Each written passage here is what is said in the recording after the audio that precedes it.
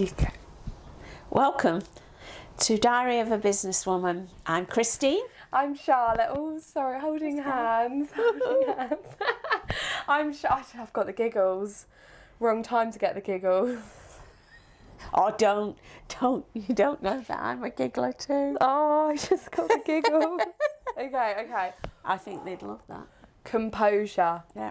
We are here today to talk about women in business. And the challenges that brings.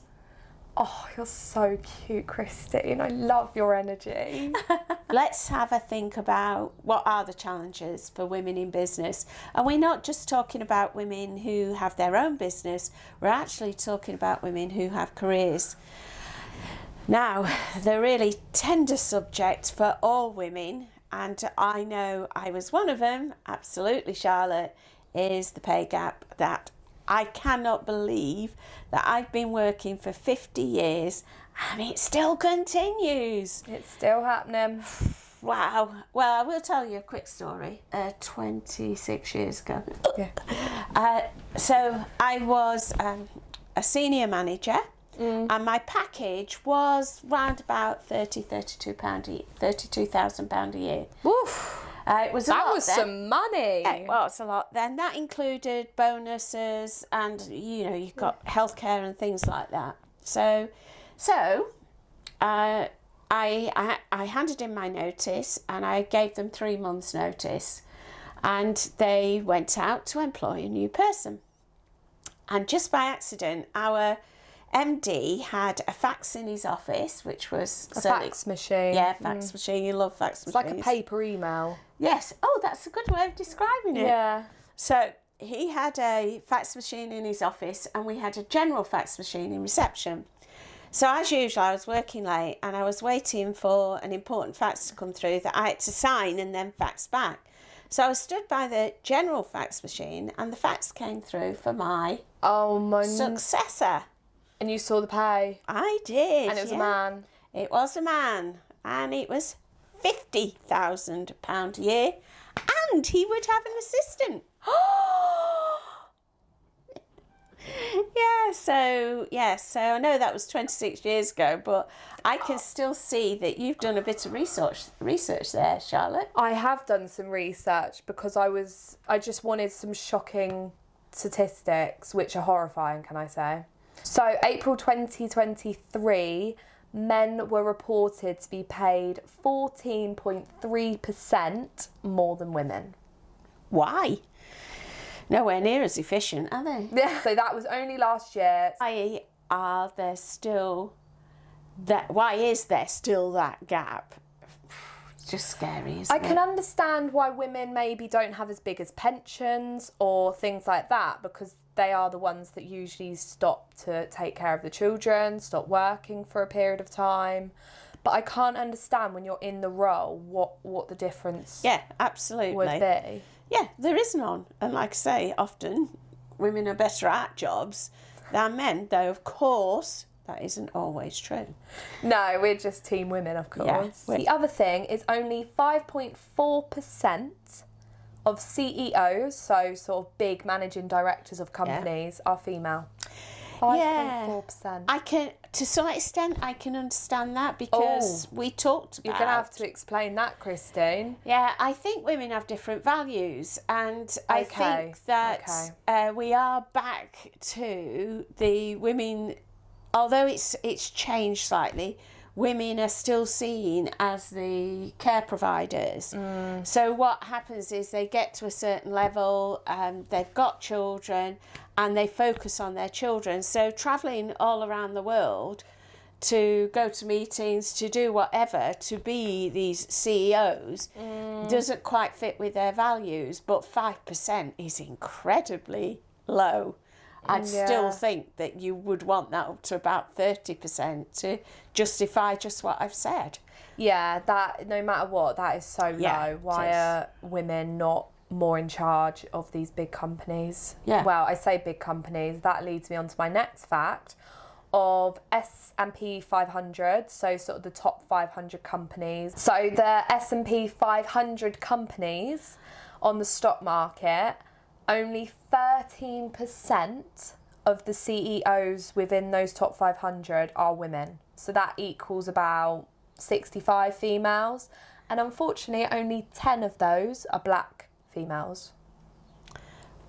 That is astounding, isn't it? Especially the black females we know who are phenomenal. Yeah, absolutely.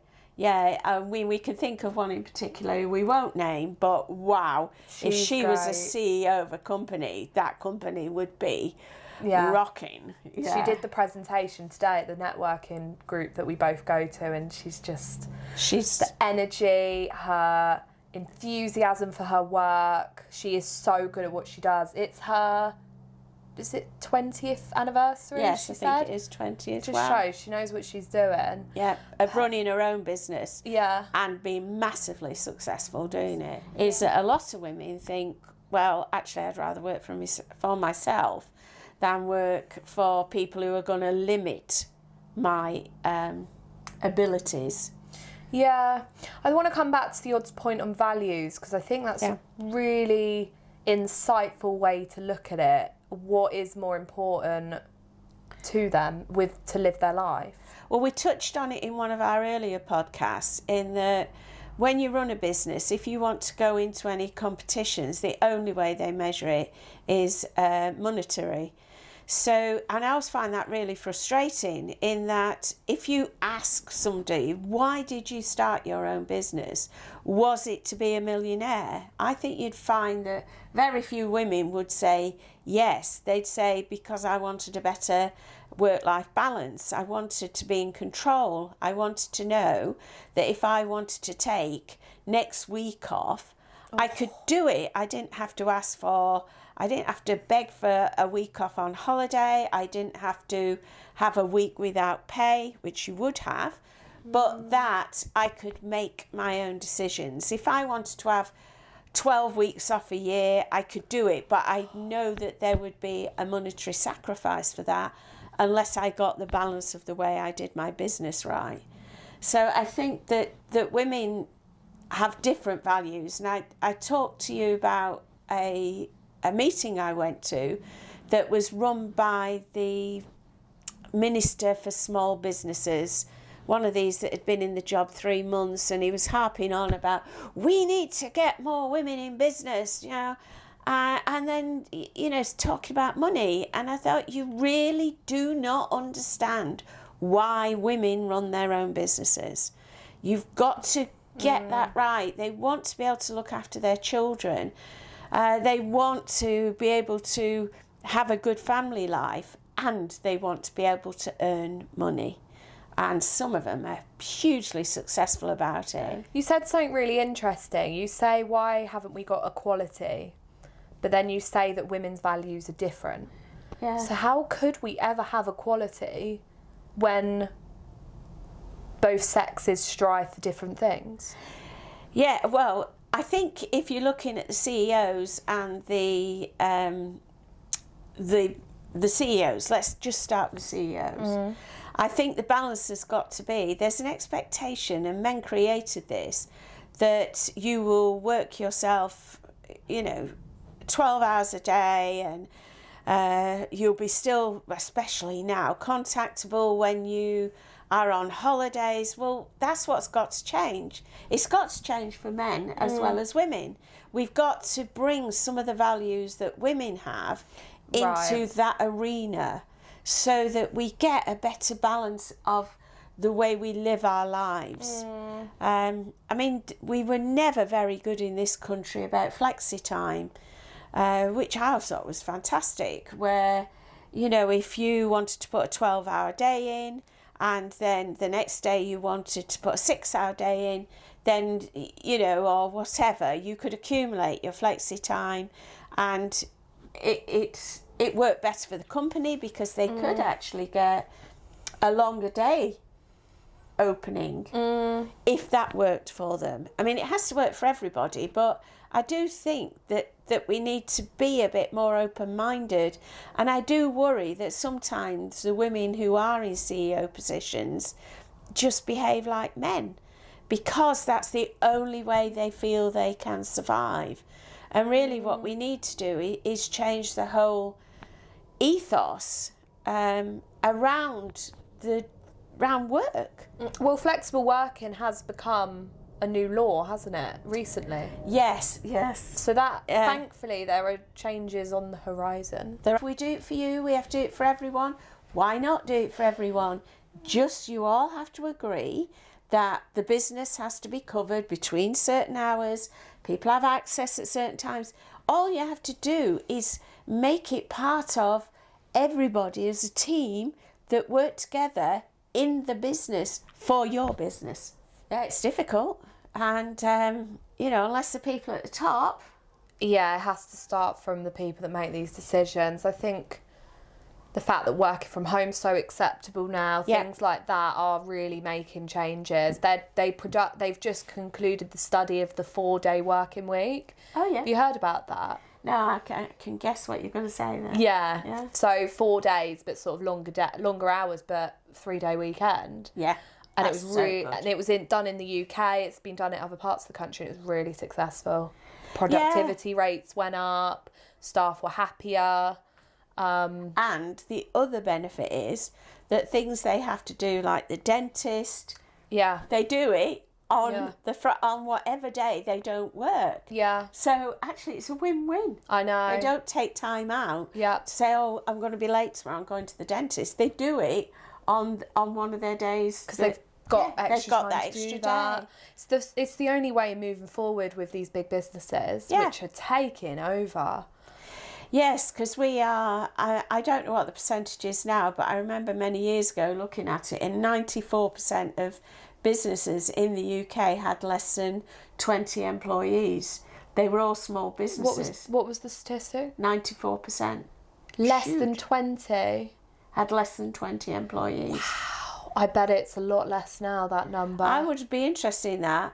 If you say employment, then the big businesses win by a margin. But actual physical entities of businesses, there are more small businesses by far than there are big businesses. Oh, that's it's good. Just they're bigger and they have more employees. Yeah. But they're the ones who can influence things. The other thing I know is that if you so say somebody wants to go part-time and they've got a full-time job. If you give them 1 day off a week, you will find that often they will still squeeze in the same amount of work in the 4 days that they did in the 5 days, because they're used to doing that work and they just think, well, I just need to get it done.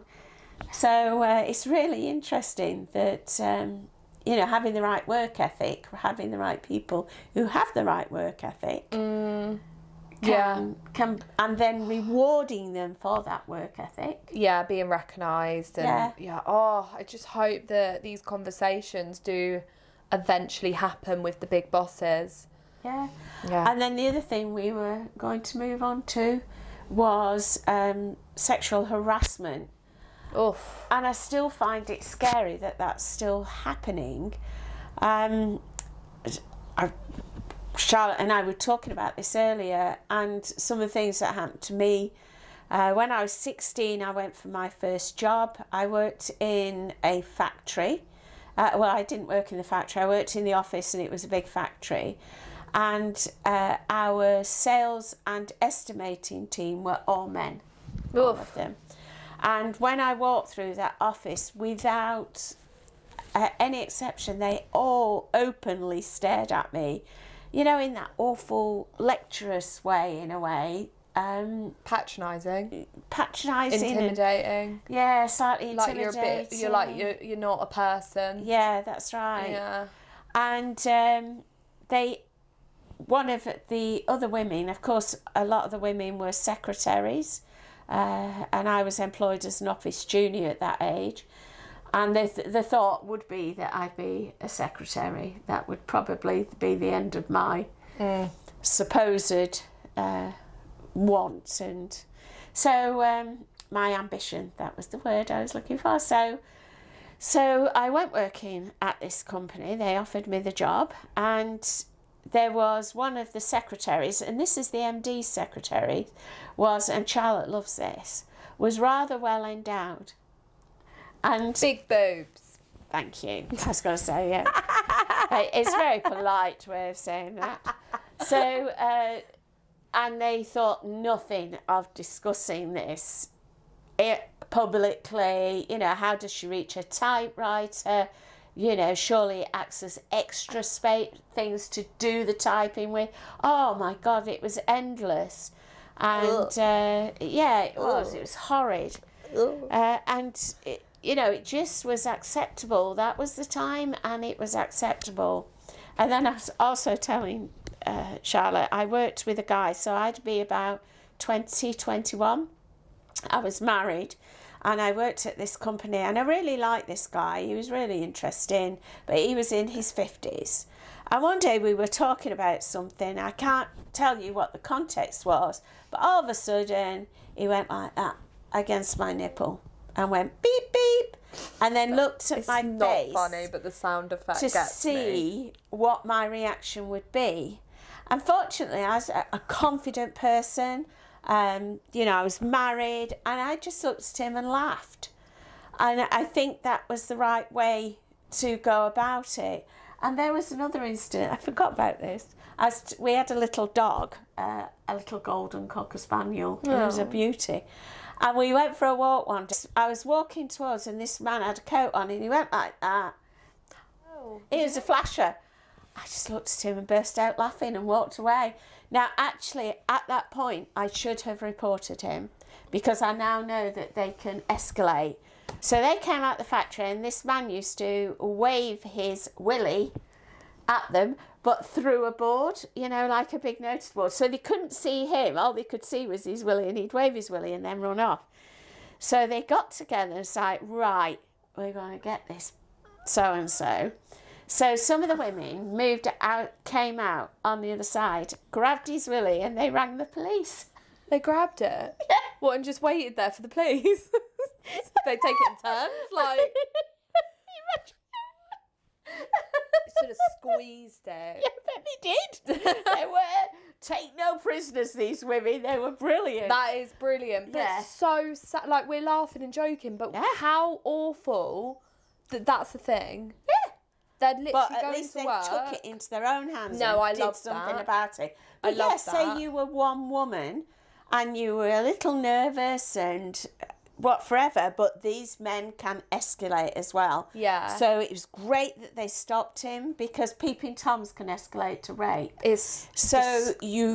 Anything you see like that, even if it feels insignificant, you should report it to the police, just so that they can make a report and watch if there's any further behaviour. How sad is that? Yeah. I think in any capacity that is sad. Yeah, it's awful. But you do Absolutely not go awful. to work to feel intimidated, Yeah. to feel violated, Yeah. vulnerable. Yeah, the fact that 40% of women have reported sexual harassment within the workplace. That's scary. And that figure hasn't changed since 1980.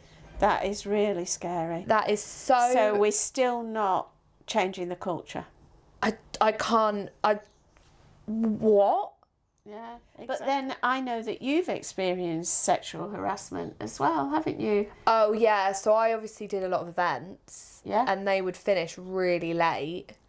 And I would quite often, sometimes car parks, drunk guests at weddings, you know, the wolf whistling, the, you know, show me your tits, love. Propositioning. Is that what that's called? When they propositioning is when they invite you for sex, but they don't actually invite you. Oh, yeah, there's just Offer like, you. yeah, you know, arms around me. I don't know, that wasn't so bad, but when someone's drunk and I'm literally just trying to work. Yeah. And I'm trying to get on. There's a vibe, isn't there? There is a vibe, you know, like... Actually, yeah. No. Yeah. No. Yeah. Oh, I don't really... There's one really bad story, which I think you know, but I don't think I want to say. Okay. It's quite... Ugh. Yes. Not... No, it's sad. It's more sad what happened to people I worked with rather than me particularly. Yeah. But just, it's really, like, we do not go to work to feel like that. No. Well, the other one was Christmas. Christmas. Oh, Christmas gone? No. Christmas when I was 17. Oh. Working in an office, same factory. I worked there for about 5 years. And men walking around with blooming bits of mistletoe and thinking they could snog you. I remember hiding under my desk. I remember his name, but I'm not going to mention it. We used to go, he's coming, right, girls under the desk. It was me and my friend. What a position. Yeah, but we had assistant manager and a manager, and really now you see you'd be able to say no, that is not acceptable. We've made some progress, but the fact there's still 40%, and that figure's not changing. Yeah.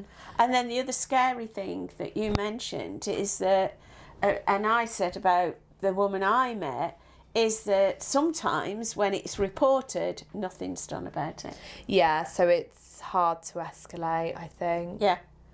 Hope because it's one word against the other most of the time. Yeah, I mean, this woman I'm talking about, she had text, she had voicemails, she had emails as well, and even when she reported it to senior management, they did nothing about it. And goodness knows what this guy had on them. I do not know, because that's what it feels like, doesn't it? Yeah. But, yeah. And the fact she didn't want to take it any further because she didn't want to relive. No, that's right. Sad. She just wanted to let it go, but it's wrong because he just got obsessed with her. And, you know, is he going to get obsessed with somebody else? Is this a pattern of behaviours? Yeah. Touch wood. Nothing really serious. So no, but I think we wanted. It's where they go after that, isn't it? It is, and we wanted to just vocalise this for the women that potentially has been in these situations. Yes, absolutely. And that you can sit in front of a camera and say something about it. Yeah. Definitely report it. I think HR take these things a lot more seriously than they used to. I agree. And maybe where this woman worked, there wasn't a HR department as such. Yeah. So she was reporting it to senior managers, whereas if there'd have been a HR department, they stand slightly out of that. Yeah. And they are allowed to escalate. Because in fact, really, that was bordering on stalking and therefore police. Wow. So, you know, it's scary. Bye for now, guys. Bye. Thanks for joining us. Join us next time on the 28th or the 14th. Yep, new one. Bye.